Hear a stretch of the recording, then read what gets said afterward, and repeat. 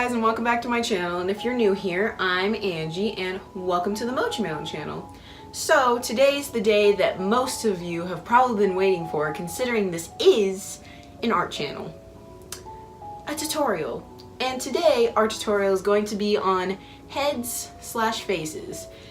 And may I just say that this does not have to be perfect because it's stylistic preference and everybody gotta start somewhere. So without further ado, let's actually get things started, guys. We're going to need, obviously, a piece of paper or a sketchbook of any kind and a pencil of any color or any kind.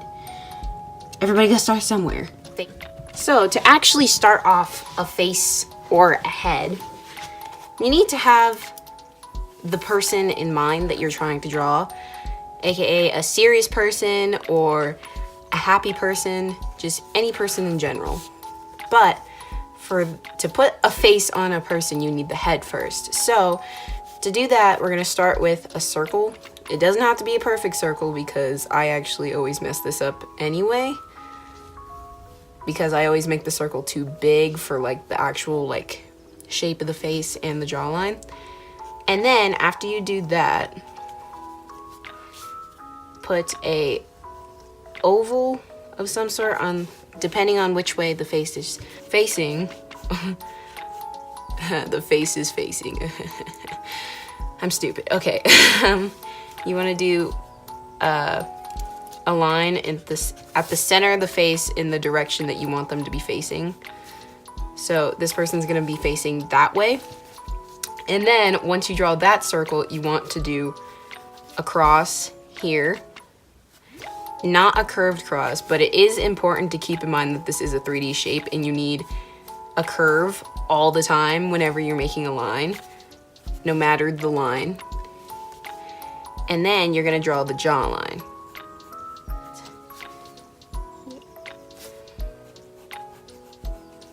And then once you draw the jawline, you're gonna wanna, like, once you reach the chin point, you're gonna wanna come all the way back up to the first point at which you started on your circle, which will eventually benefit you. And then also, if you want, it's all based on stylistic preference, like I said in the beginning, but you might want to put a little dent there for like the eye.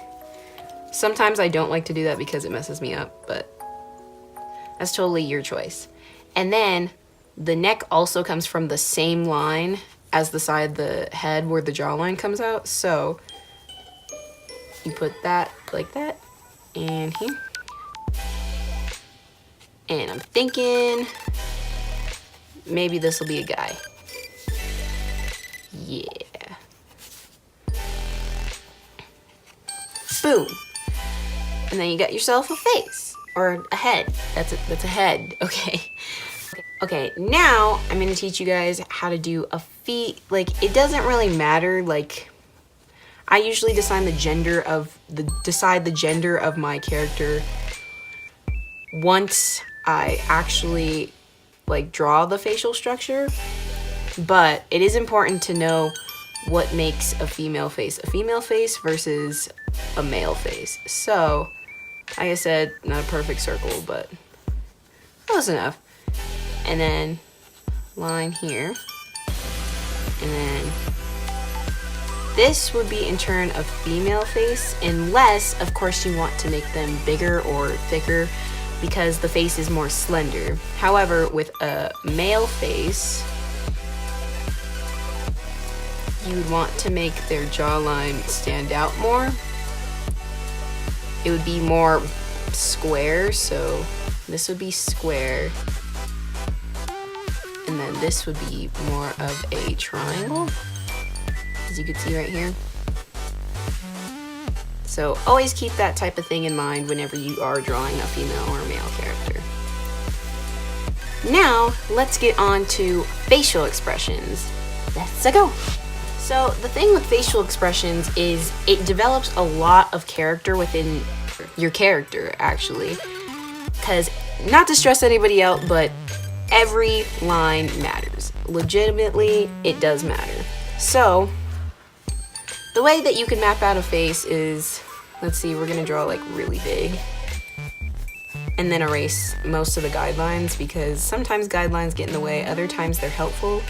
It really depends on your technique or your skill level. And sometimes I can't always get the jawline symmetrical on both sides, but that's why that's kind of useful. Also, I just kind of skip out and just draw my face to the side. Little tip there. If you're too lazy to make it symmetrical, just draw it at a different angle. And then draw the neck here and here. And this would be male because of the way that the neck is exactly aligned to the jawline. With a female character, it's a little more inward to show more femininity and petiteness. But yeah, just something to keep in mind. So when drawing the face, I like to keep this line here, but I don't really use this line per se, because sometimes it kind of gets in the way. But on occasion, I will draw it. So for the first thing we need to do is the eyes. Now, the thing about the eyes is that there are just so many variations, so many different curves, so many different things to do with them. And this is a heavily stylistic preference type of thing, because you might like to add more details to your eyes, like this, or like this and such, which I do like to add a little more detail to my eyes. But it's all about the top and the bottom lid for like portraying personality. If we want a more serious character, we would want a flatter top and maybe a flatter bottom, depending on how serious they are. Like that. Now, if you want a super happy character, you would tend to make their eyes more childish and round, almost like a baby's type of style of round. Like this. And sometimes the bottom lid just adds more rotation or direction to the eye, which is totally fine. It's all in what you actually want in that character. So we have a bunch of different types of eyes that we could actually use on this person. So let's say I want this person to be kind. So he is kind. And less of a this. He might be maybe this, not that friendly. That's more of a feminine type of thing. But between these two. So we're gonna give him an eye.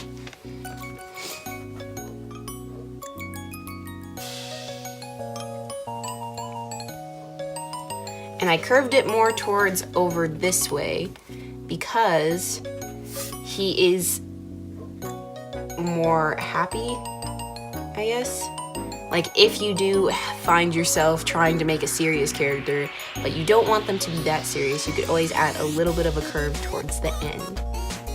And then we bring it back over here. To kind of like map it out from this side onto this side, I find it easier to just like start with small sections first.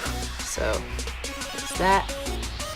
And then if it doesn't quite line up, just make the lines thicker, because I find that helps a lot. And bam, we can map out the other eye, almost identical.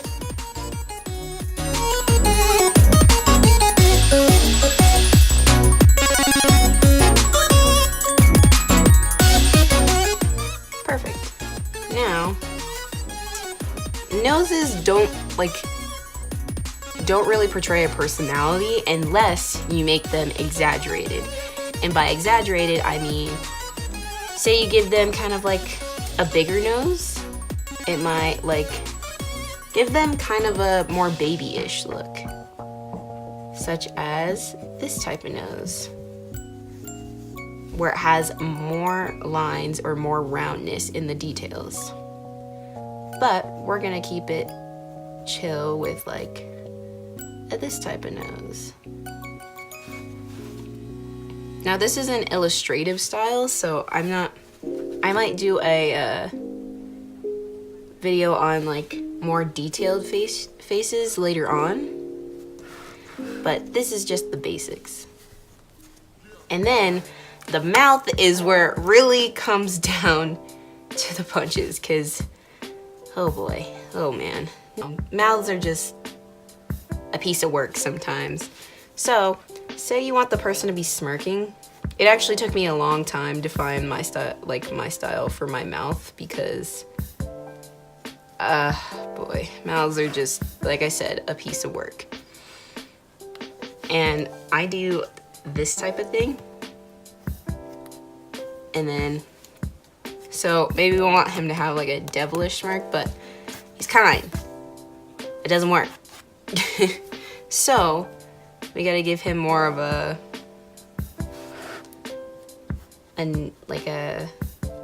kind type of smile, like that. Add indentations for the lips, and there you go, mouth. So you can just add that onto the character.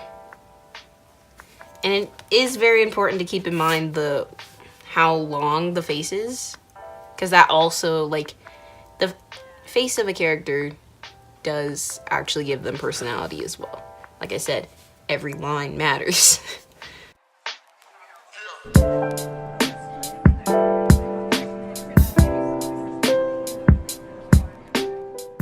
And then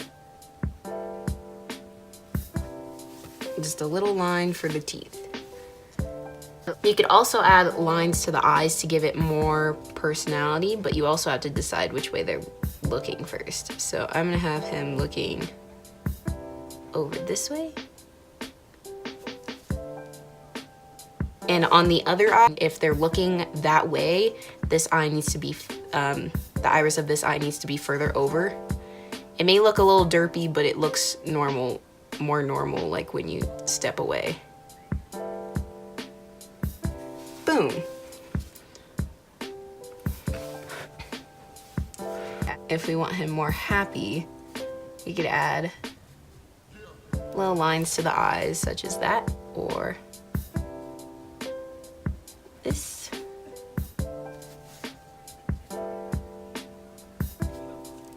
And then the eyebrows are where it really gets tricky, because if you do this, then he looks worried. But if you add a little more here, it doesn't look as worried. But it does come down to, like, if you just put an eyebrow like this, like where it's flat here and then goes like this, it keeps the neutralness of the eyes and lets the eyes tell the story instead of the eyebrows. But if you want an exaggerated emotion, it's better to use the eyebrows as well. So it's like this.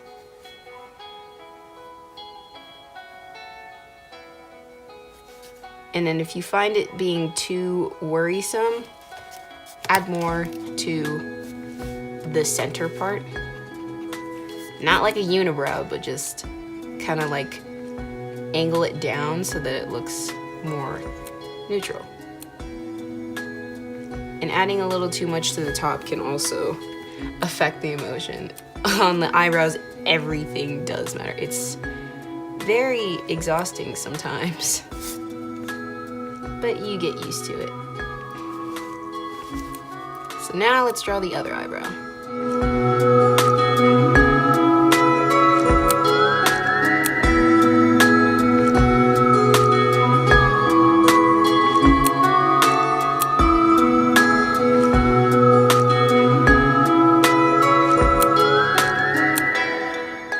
Okay, cool. We got both eyebrows and they look basically identical. More or less, whatever. And then you can erase most of your guidelines. I find this one on the circle very helpful because it helps you make sure that the nose does not go below that. Because the face is kind of sectioned off where, like, this part focuses on the eyes and then the bottom half focuses on the mouth. Guidelines done. Alright, and then I'm gonna draw the hair real quick, but that's gonna be for another video, so let me do that real quick.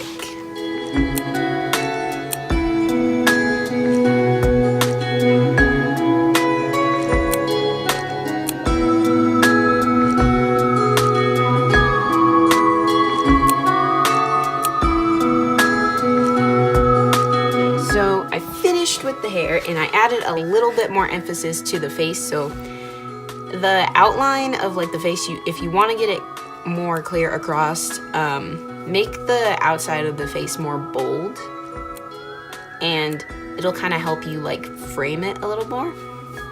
Also, I edited the eyebrows a little more because he looked like he needed more personality, because he looked a little, I don't know the word for those eyes. I don't know. I feel like I needed maybe a little bit more curve to them, but you could always do that by outlining, because sometimes your efforts show through. Sometimes. Need to emphasize that as well. The only thing I really touched was like the eyebrows and the eyes again. So, thank you guys so much for watching, and if you need more help on this, I can make a part 2 if you guys just let me know in the comments what could be reiterated upon or just go into more detail about. So, thank you guys so much for watching, and I'll see you next time. Bye!